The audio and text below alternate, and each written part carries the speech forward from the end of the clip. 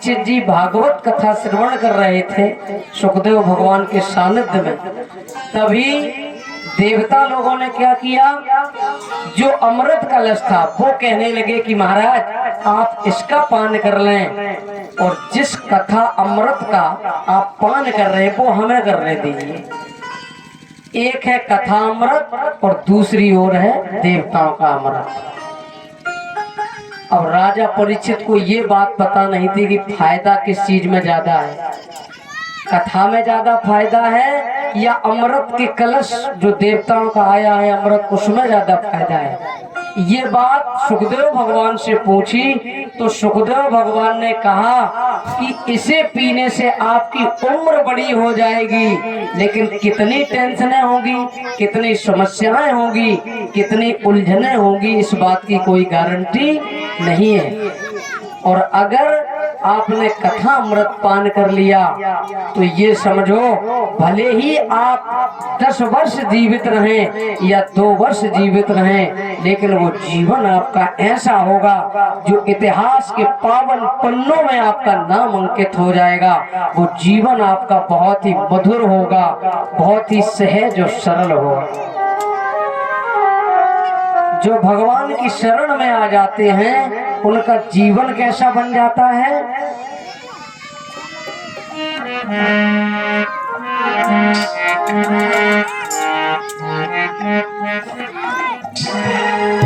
मम दर्शन फले परम अनुपा, मम दर्शन फले परम अनुपा, मम दर्शन फले परम अनुपा,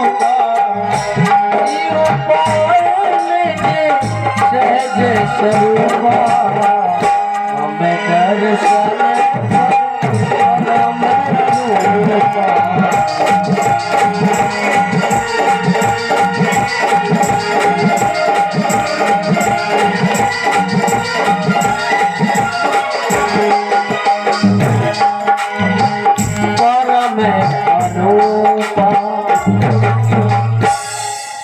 मम दर्शन, भगवान कहते हैं जो मेरे दर्शन कर लेता है उसका जीवन सहज हो जाता है। सहज का मतलब हम जैसे हैं वैसे आपके सामने हैं महाराज, ऐसे नहीं कि अंदर से कुछ और बाहर से कुछ और। इसलिए सहज अवस्था आ जाए। हम जो भी हैं, हमारे अंदर जितनी भी कमियां हैं, हमारे अंदर जितनी भी बुराइयां हैं, ए भगवान हम उन्हीं बुराइयों के साथ आपके हैं, हम उन्हीं कमियों के साथ आपके सामने हम जैसे भी हैं, भगवान के सामने आते ही कई जन्मों के पाप नष्ट हो जाते हैं। बस जैसे हो वैसे चले आओ। अत्याचारी, दुराचारी, पापाचारी, इन्हीं का तो उद्धार किया है भगवान ने, इन्हीं का तो कल्याण किया है। सुखदेव भगवान से कहा भगवान तब तो हम ये कथा अमृत ही पान करेंगे, और देवताओं से कहा आप अपना कलश लेकर लौट जाओ। जो भागवत कथा देवताओं के लिए भी दुर्लभ है, ये ना सत्यलोक में है, ना बैकुंठ लोक में है, ना महाराज किसी अन्यत्र स्थान पर है। ये जो भागवत कथा है वो इसी भूतल पर प्राप्त होती है, इसी मृत्यु लोक में प्राप्त होती है।